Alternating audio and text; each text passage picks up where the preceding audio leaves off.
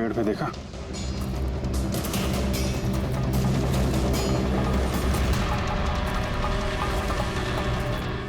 छोटा सा कैमरा। मतलब हम लोग सही जगह पे आ गए हैं। यही वो जगह है जहाँ पे वो फिल्म बनाई जा रही है। कैमरा ऊपर भी है, उस तरफ बैंड है।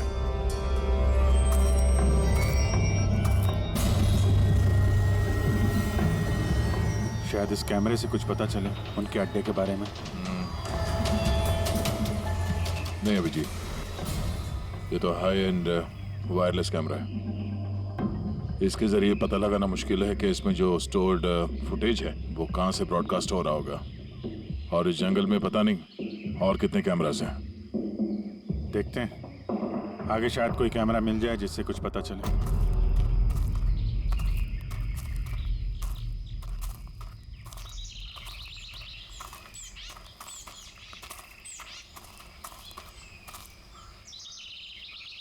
सर, सही निशान देखिए। मुझे लगता है हमसे पहले यहाँ कोई आया है। हम लोग सही डायरेक्शन में जा रहे हैं।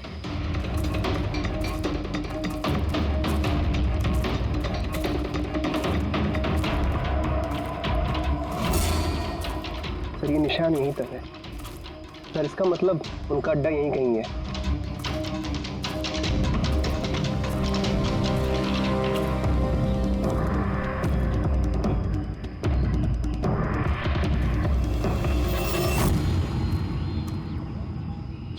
सर जल्दी आइए। एक मिनट सर, एक सेकंड घबराओ मत। हम लोग सीआईडी से हैं। उठो उठो। सर आप लोग सीआईडी से, मुझे बचा लीजिए सर।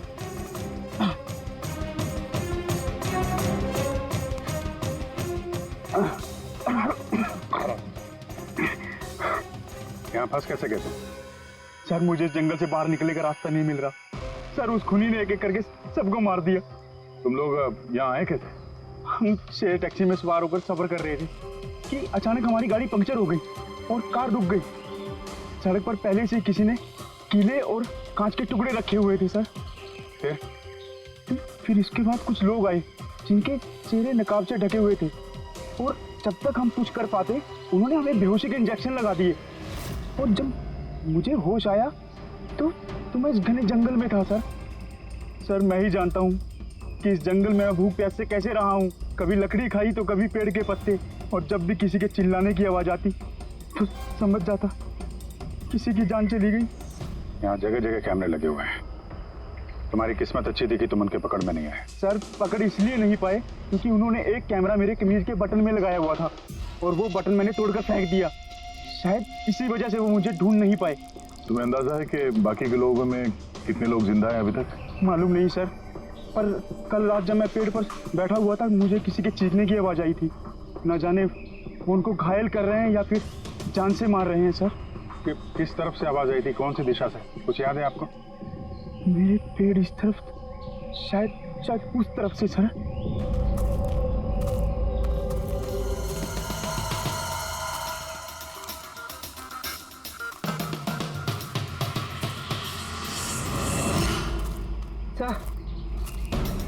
सर खून।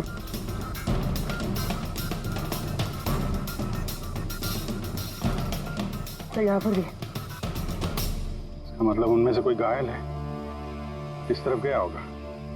सर, ये देखिए, खून के कुछ निशान इस तरफ भी जा रहे हैं। इस तरफ भी खून का निशान है और इस तरफ भी है। दोनों तरफ है। दोनों तरफ देखना पड़ेगा। पंकज, पूर्वी, तुम लोग इधर देख लो, हम लोग इधर देख लेते हैं। विनोद, तुम इनके साथ जाओ और हाँ, हर आधे घंटे में अपडेट देते रहना, ठीक है? आप आइए।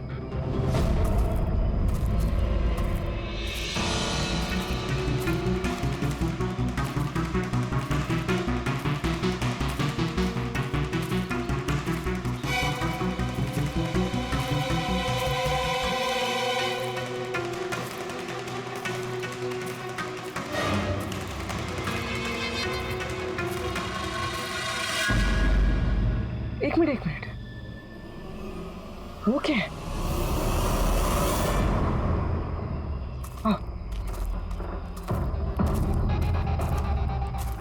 घर? शायद घायल विक्टिम ने यहीं पर पनाह ली हो। जंगल के बीच में घर, मगर नक्शे के हिसाब से तो यहाँ कोई घर नहीं था।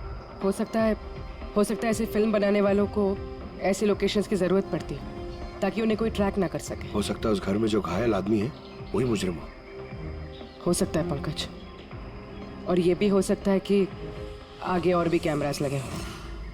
होशियार रहना।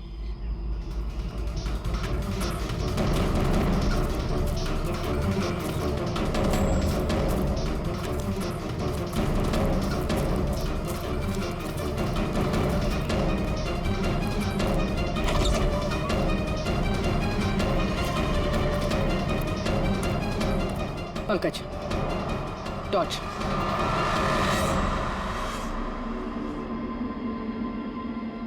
ये घर तो एकदम हिंदी फिल्मों की डरावनी पिक्चरों जैसा।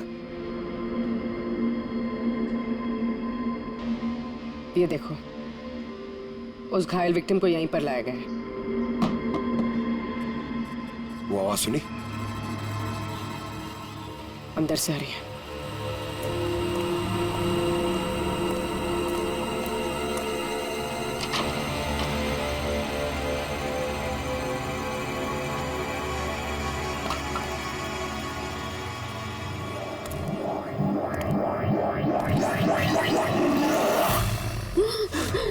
नहीं, छोड़ दो मुझे जाने दो। बाहर आओ। मेरे पास मत आना, मैंने कुछ नहीं किया। देखो, हम लोग सीआईडी से, घबराओ मत। आओ, कुछ नहीं होगा तुम्हें। आजा आजा।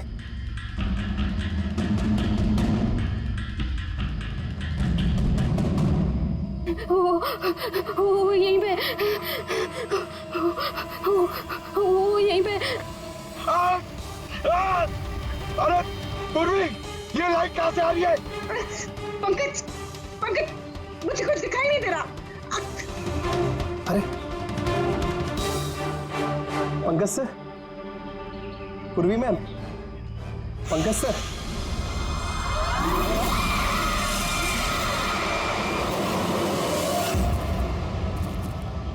सर, खून के निशान तो यहाँ के खत्म हो गए।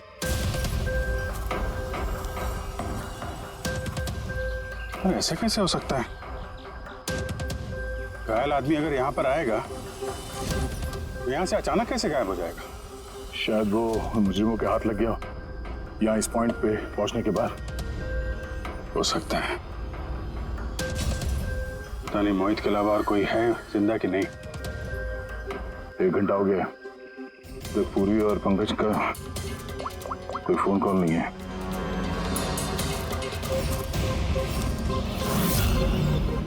पूरी फोन उठा नहीं रही है? पंकज, देखता हूँ।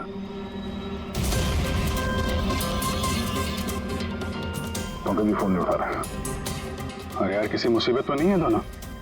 चलो चल के देखते हैं। चलो। यहाँ पे खून इस तरफ गए थे।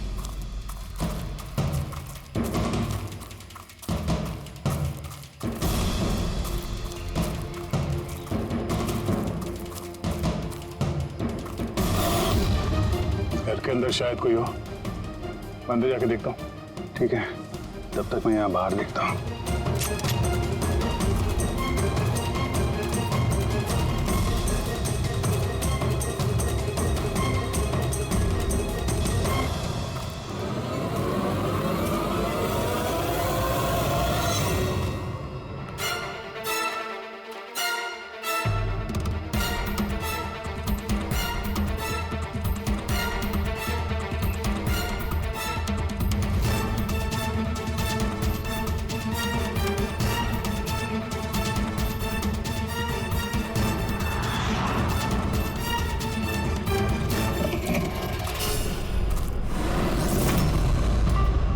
पंकज कब आए?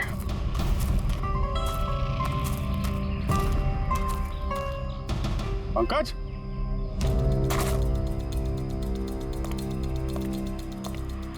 पंकज,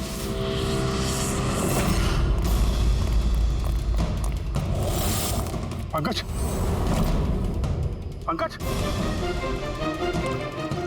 पंकज, कैसे हो? उठो, उठो, सर, उठो। क्या हुआ? हाँ? सर वहाँ पे वो घर में गए थे सर, वहाँ पे एक लड़की थी सर। हाँ। सर बात ही कर रहे थे सर, पता नहीं एकदम से इतनी रोशनी आई सर कि कुछ दिखने नहीं, कुछ समझ में नहीं आ रहा था। वो घर से जैसे जैसे मैं निकला बाहर, शायद यहाँ गिर गया सर, पता नहीं, कुछ समझ में नहीं आ रहा सर, एकदम चक्कर आ रहा है। और पूर्वी, विनोद, वो कहाँ है? सर वो लोग पता नहीं सर, अंदर थे, बाहर निकले पता नहीं सर। Oh no. क्या हुआ क्या तुम्हें? ये ठीक है। पूर्वी और विनोद मिले? नहीं, उस घर के अंदर तो कोई भी नहीं। ओ गॉड, उन्हें कहीं कुछ हो ना गया हो।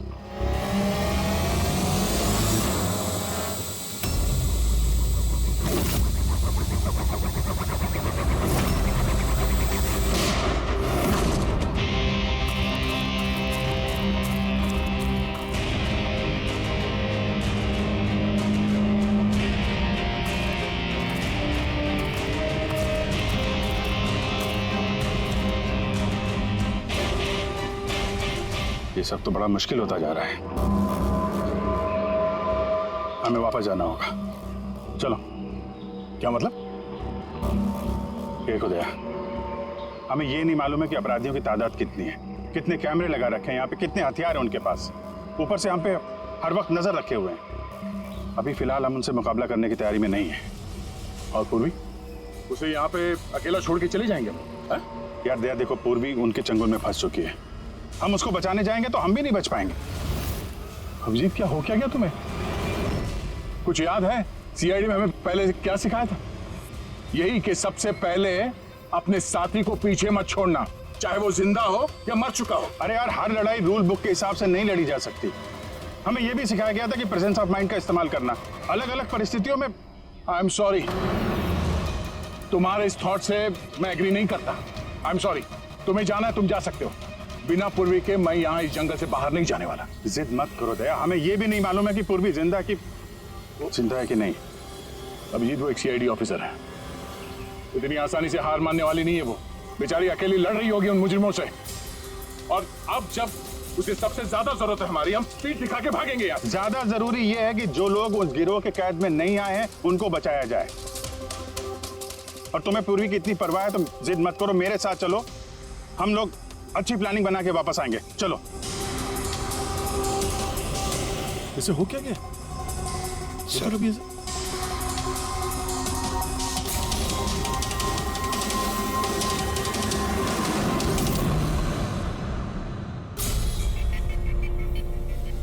सीआईडी के इतिहास में ऐसा पहली बार हुआ होगा कि सीआईडी किसी से डरकर दम दबाकर भाग गई।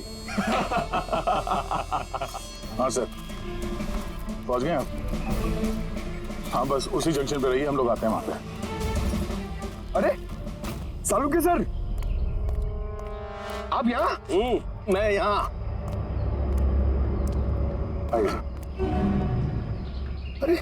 अरे तुम्हें क्या लगा हम लोग पूर्वी को ऐसे ही छोड़ देंगे जंगल में मरने के लिए? हैं? तो आपका और दया सर का झगड़ा झूठा था। जब अभिजीत ने वहां पे कैमरा देखा तो उसने मुझे इशारा किया। पता नहीं और कितने ड्रोन लगा रखे होंगे हम पे नजर रखने के लिए। जो आदमी उस कैमरे के जरिए हम पर नजर रखे हुए था, उसकी आंखों में धूल झोंकना जरूरी था, इसलिए। अब वो लोग ये सोच के बैठे होंगे कि हम लोग जंगल से निकल गए, थोड़े रिलैक्स भी हो जाएंगे। यही मौका है हम पे हमला करने का। अभिजीत, ये लो, ये तुमने मंगाया था। ये क्या डिवाइस है सर? ये जैमर है तुमका। आसपास इस एरिया में जितने भी कैमरे होंगे सब जैम हो जाएंगे। अब वो हम पे नजर भी नहीं रख पाएंगे। और ये ड्रोन पे जो कैमरा लगा है, इसकी रेंज 7 किलोमीटर सिर्फ। बैटरी तो खत्म होने वाली है। इसका मतलब अगर हम इसे नहीं पकड़ते तो ये वापस उनके अड्डे पे जाता बैटरी बदलने के लिए। जरा आईपैड निकालना, नक्शा निकालो उसमें।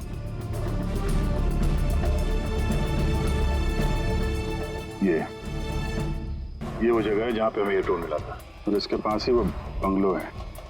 लगता है यही होगा मुजरिम का ठिकाना। तो चलते हैं, चल के आजाद कराते हैं पूर्वी और बाकी जो जिंदा बचे हुए लोग हैं उनको। चलो। नहीं सर, आप मेघना और मोहित आप लोग यहीं पे रुकिए, हम लोग देखते हैं।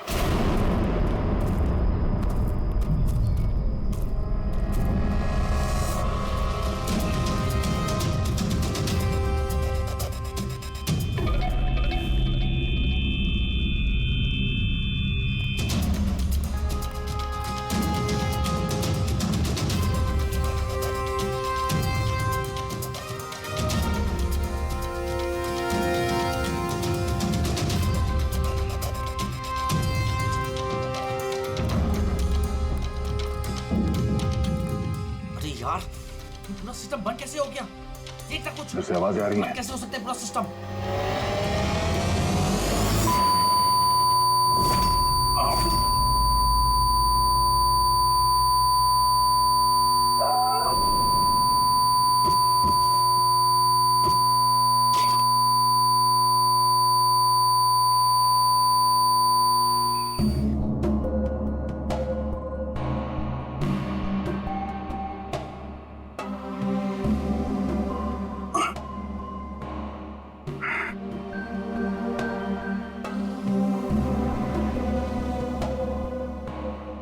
पंकज,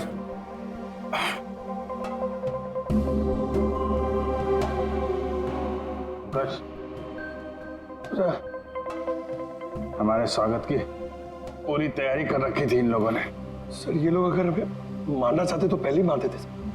हमें हमें मारते हुए क्या ये फिल्म बनाना चाहते हैं?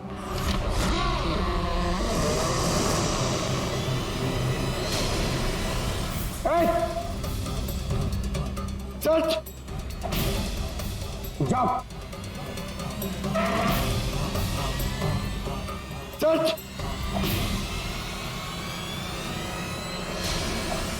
मैं हूं पंकज। पूर्वी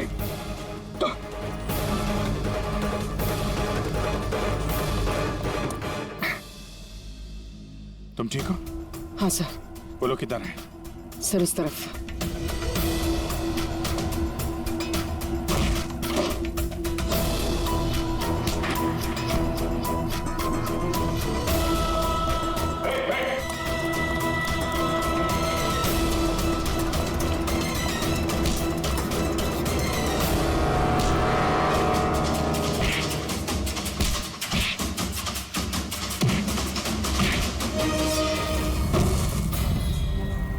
सर चल चल।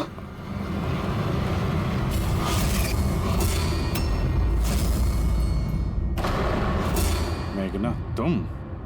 वाह, हमें तो लग रहा था कि हम मुजरिमों की आंखों में धूल झोंक रहे हैं।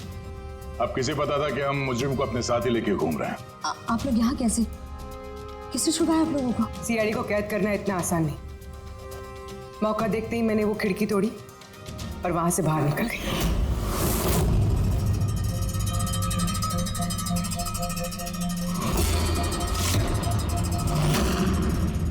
और उसके बाद मैंने उन्हीं लोगों का पीछा किया जिन लोगों को तुमने भेजा था मुझे ढूंढने के लिए।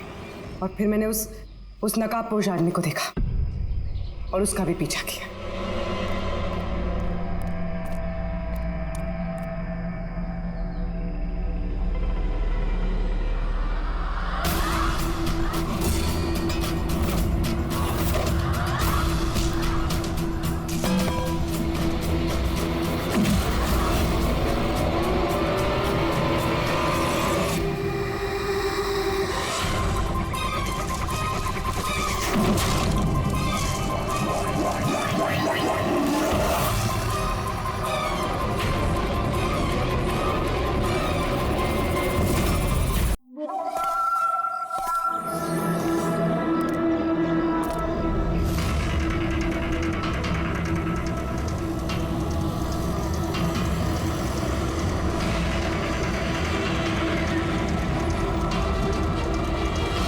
ए भाई, गाड़ी आगे ले।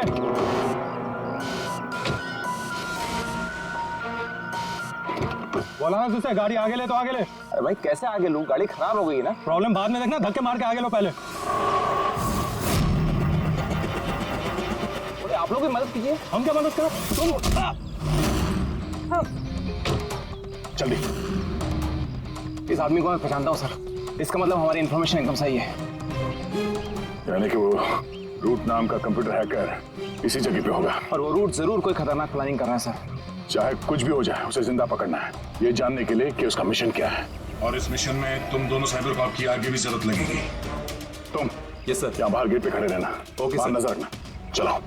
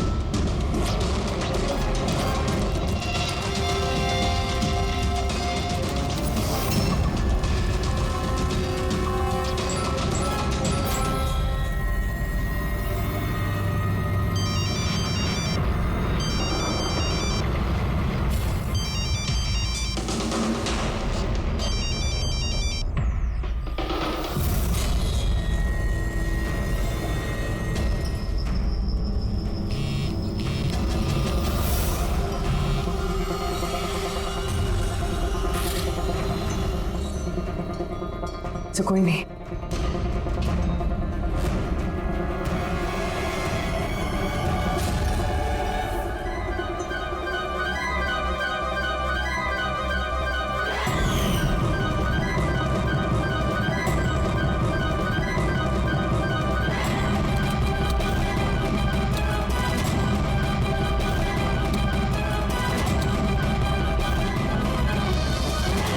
आप रेडी? सर सब जगह देख लिया, यहाँ पे कोई नहीं है। खबर तो गलत नहीं हो सकती, यहीं कहीं होना चाहिए। चलो देखते हैं।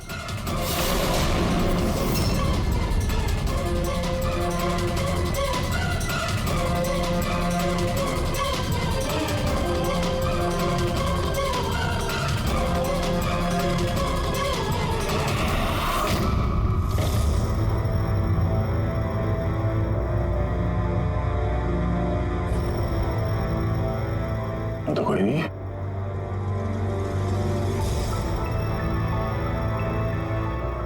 शहर अभी भी गर्म है, लगता है यहाँ पे कोई था अभी। मगर सर एंड मौके पे भाग कैसे निकला?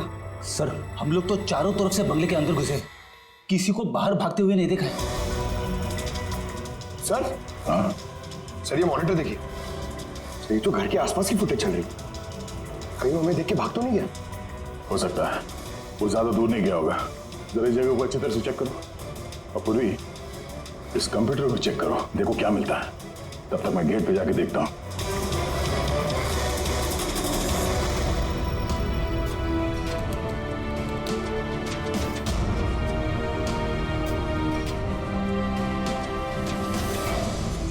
Mahesh, Mahesh, yes sir. ये रूट अंदर नहीं है, लगता भाग गया। तुम यहीं पे खड़े थे? सर मैं यहीं पे खड़ा था, मैंने किसी को नहीं भागते हुए देखा। यहाँ से कोई नहीं गया बाहर? नहीं सर। मेन गेट से तो कोई बाहर गया नहीं, पता नहीं ये रूट कहाँ से चला गया। सर बाहर पीछे की तरफ एक गेट है, शायद वहीं से भाग गया होगा। सर वो कंप्यूटर पासवर्ड प्रोटेक्टेड है, ब्यूरो ले जाना पड़ेगा। सर ये रूट जरूर अपने उसी खतरनाक मिशन को पूरा करने में लगा होगा। ये रूट को किसी भी हाल में जल्द से जल्द ढूंढना होगा। एक मिनट, पूरे घर में कहीं भी ये कारपेट नहीं है, और यहाँ पे कारपेट रखा हुआ है, उसके ऊपर ये स्टूल। जरा हटाओ इसे। सर यहाँ पे खुफिया दरवाजा।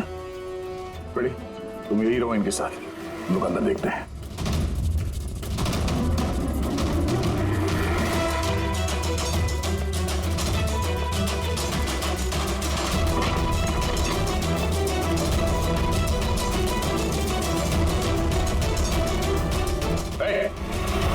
अब अगर अपने बचाव में कुछ कहना चाहती हो तो यही वक्त है। मुझे कुछ नहीं कहना, जो भी कहना मेरा वकील कहेगा। सर हमने इस रूट का कंप्यूटर सिस्टम एक्सेस कर लिया है और इंक्रिप्शन में भी सफल हो गए। कुछ पता चला? हाँ सर इसने पिछले कुछ दिनों में इंटरनेट पे भयानक वीडियोस पोस्ट किए। डार्क वेब पर sir. Actually dark web internet की एक ऐसी काली जगह होती है सर, जहाँ पर हर मुजरिम अपने गैरकानूनी कामों को एक टेक्नोलॉजी की मदद से अंजाम देता है, जैसे हथियारों की तस्करी हो, किडनी की चोरी, या फिर किसी को मारने की सुपारी। सर ऐसा कोई भी काम नहीं है जो इस साइट पर नहीं होता है। समझ में ये बात नहीं आती, जब सब कुछ इतने खुले में होता है, सबको पता है, तो इसे रोकने के लिए हम कुछ करते क्यों नहीं? सर ये इतना आसान नहीं है। एक्चुअली इस साइट पर जाने के लिए आपको एक कंप्यूटर सॉफ्टवेयर की जरूरत होती है, जो चुनिंदा हाई प्रोफाइल मुजरिमों के पास ही होता है। जैसे कि ये रूट। Yes sir. और सर जैसे कि हमें पता है कि इस डार्क वेब पे आईपी एड्रेस और यूजर आईडी ये दोनों गुप्त रहते हैं। जरा दिखा कौन सा वीडियो डालें इस रूट में।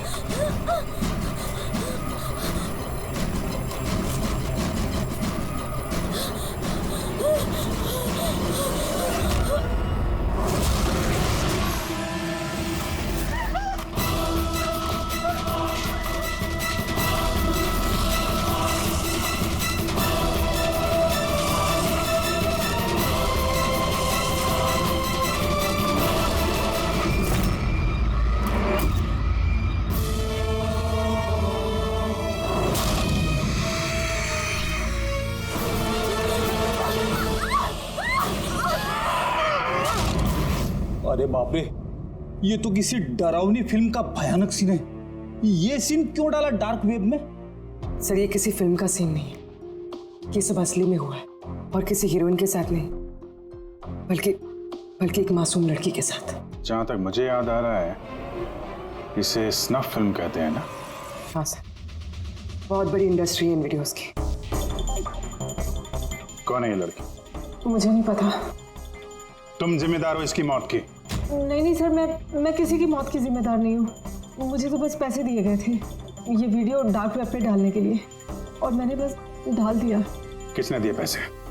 मुझे नहीं पता। नहीं पता कहने से काम नहीं चलेगा। एक लड़की की जान गई है। सर मेरे यकीन कीजिए, ऑनलाइन पैसे ट्रांसफर किए गए थे मेरे अकाउंट में। किसने किए मुझे कुछ नहीं पता। पता नहीं है तो पता करो। कंप्यूटर की बहुत बड़ी महारथी हो ना, ये पता करना तुम्हारे लिए कोई मुश्किल काम नहीं है। पता करो। अभिजीत, अगर कोई इस तरह का फिल्म बना के अपलोड कर रहा है तो हमें जल्द से जल्द उस तक पहुंचना होगा जो ये मौत का खेल खेल रहा है। एक काम करते हैं, इस लड़की की फोटो सभी पुलिस स्टेशन में भेज देते हैं। एक बार पता चल जाए लड़की कौन है, सारा मामला साफ हो जाएगा।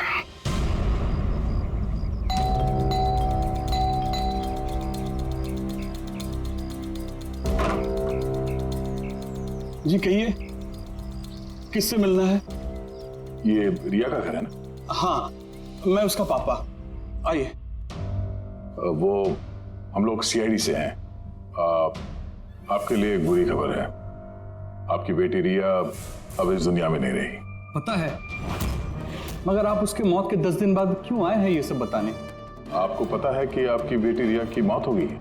आप उस कार एक्सीडेंट की इन्वेस्टिगेशन के लिए आए हैं ना, तो आपको ये तो मालूम पड़ा होगा कि रिया का तो फ्यूनरल भी हो गया है। एक मिनट, आप किस कार एक्सीडेंट की बात कर रहे हैं? वही जिसमें हमारी रिया चल बसी है। शेयर टैक्सी में वो पुणे जा रही थी। नहीं, रिया की मौत कार एक्सीडेंट में नहीं हुआ है। ये क्या कह रहे हैं आप? एक मिनट, ये रिया है। हाँ, ये रिया ही है। एक्सीडेंट वाले दिन उसने यही कपड़े पहने थे। एक मिनट, सॉरी बाबू, लगता है कुछ कंफ्यूजन है। आप जरा बताइए कि आपकी बेटी रिया का कार एक्सीडेंट कैसे हुआ था? शेयर टैक्सी में वो पुणे जा रही थी, 7 और लोग भी थे उसके साथ। तो रास्ते में उसकी गाड़ी का बड़ा भयानक एक्सीडेंट हो गया। पूरी कार आग की लपटों में झुलस गई। मरने वालों के तो चेहरे तक पहचान में नहीं आ रहे थे।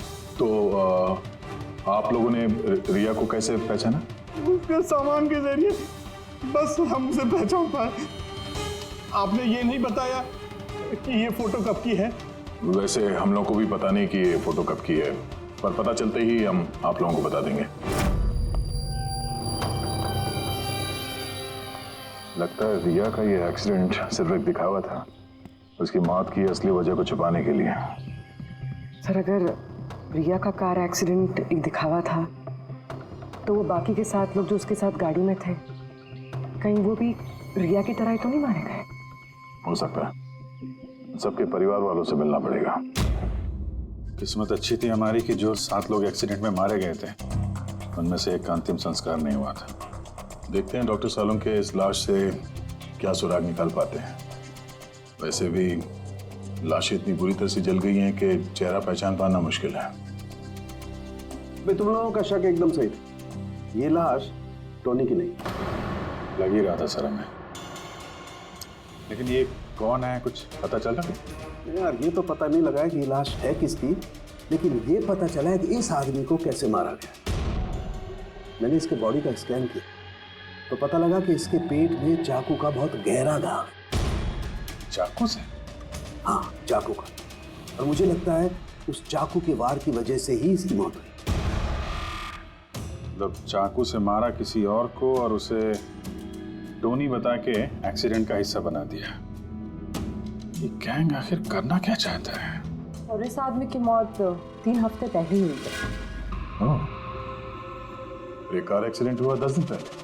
वही तो, मतलब कार जब एक्सप्लोजन में जलाई गई उससे कहीं पहले इस आदमी की मौत हो चुकी थी। 3 हफ्ते से इसकी लाश संभाल के रखी थी ताकि इस भयानक खेल को अंजाम दिया जा सके। यार एक काम करते हैं, जहाँ पे एक्सीडेंट हुआ था वहीं पे चलते हैं, पता करते हैं एग्जैक्टली उस दिन हुआ क्या था। मैं तो मजे से कार चला रहा था सर, और रेडियो पे गाने सुन रहा था। तभी अचानक से मैं जोर का धमाका सुना मैं तुरंत अपने कार से निकला और मैंने देखा कि मेरी सामने एक कार आग की लपटों में जल रही थी। मुझे समझ में नहीं आ रहा था कि मैं क्या करूं। तो ये कितने बजे की बात है? सर मुझे लगता है कुछ शाम के 5 बजे होंगे। है? ये कैसे हो सकता है? सर एक सेकंड सर, ये टोल नाके की फुटेज देखिए सर। यहाँ पे तो गाड़ी 3:30 बजे क्रॉस हुई थी, फिर ये जगह वहां से 20 किलोमीटर दूरी है सर। तो 20 किलोमीटर का सफर तय करने में 1.5 घंटे तो नहीं लगने चाहिए। रास्ते में कोई ढाबा होटल भी नहीं है, कोई चाय वाय के लिए रुक जाए जहाँ पे। एग्जैक्टली। तो उस हिसाब से गाड़ी को यहाँ पे 4 बजे पहुंच जाना चाहिए था, मगर यहाँ पे एक्सीडेंट हुआ 5 बजे।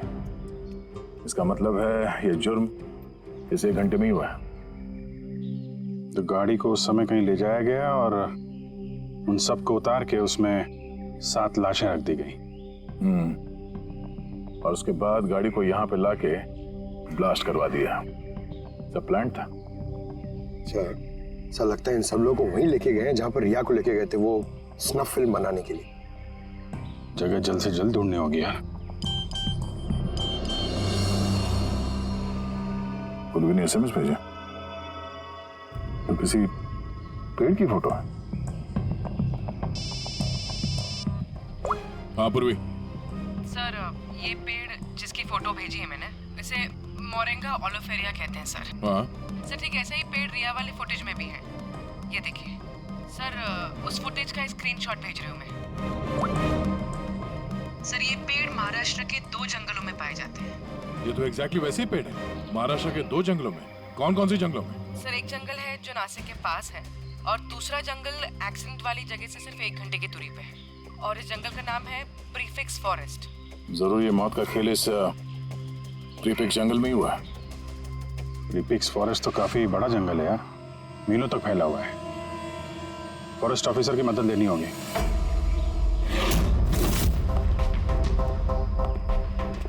इस जंगल में ये सब हो रहा है, यकीन नहीं होता।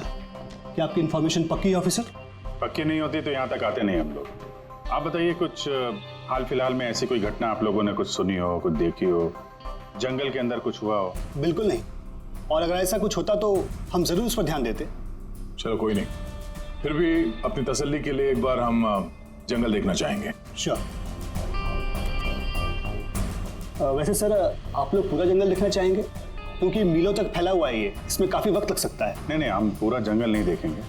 हमें जंगल का वो हिस्सा दिखाइए जहाँ पे कोई आता जाता नहीं है, क्योंकि अक्सर सुनसान इलाकों में ही जुर्म पनपता है। Okay officers. विनोद, मेघना, इन्हें जंगल के उन इलाकों की दिखाने की जिम्मेदारी आपकी है। ओके? जी सर। Yes sir. सर एक सेकेंड सर, ये देखिए सर, ये जंगल का सबसे घना और सुनसान इलाका है। मेरी समझ से हमें यहीं से शुरू करना चाहिए। ठीक है, देखते हैं।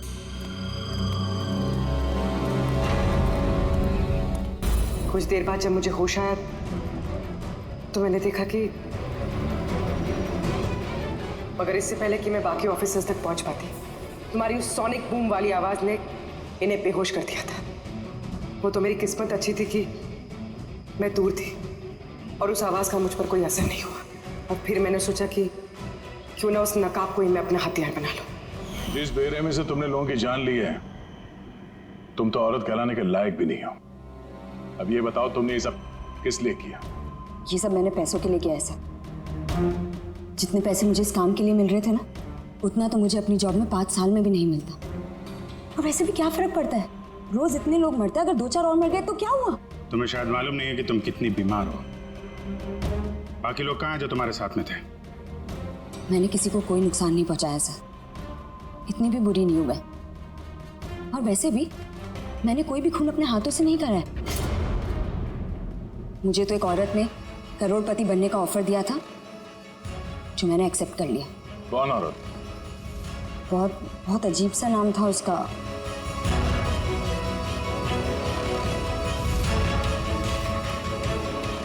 रूट। रूट?